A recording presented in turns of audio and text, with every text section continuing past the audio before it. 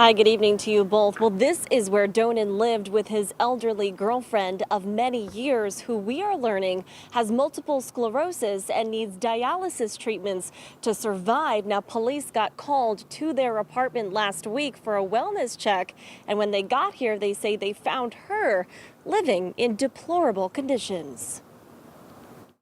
You may not contact the person's home. An order of protection issued against Steve Donan of Cromwell. The 66-year-old attorney now faces charges of abuse and negligence after police found his girlfriend in uninhabitable conditions in their home last week.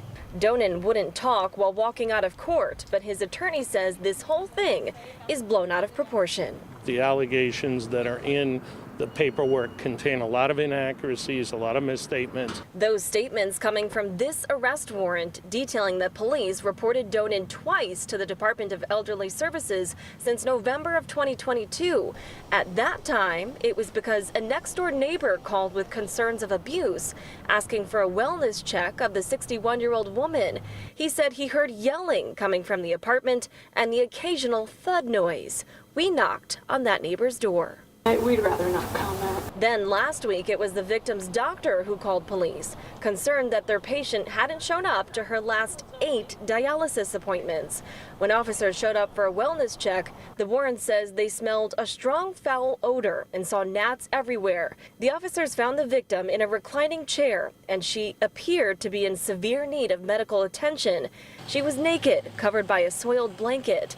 She said she'd been there for at least 2 weeks and hadn't eaten in days.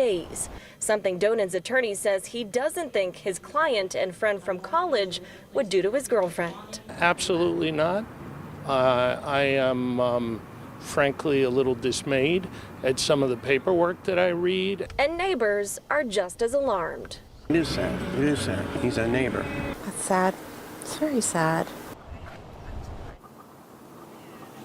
Now, Donan is out on bond. He's due back in court on August 18th. In the meantime, his girlfriend is in a local hospital getting treated. We're told that she does plan to move in with family once she's ready. Now, in the meantime, there is an elder abuse hotline here in Connecticut, open during business hours. We have that number on the bottom of your screen. Please take a look and listen to this. It is 888-385-4225. We will also have that number on Fox61.com. For now, we are live here in Cromwell. Julia LeBlanc, Fox 61, Connecticut's news station.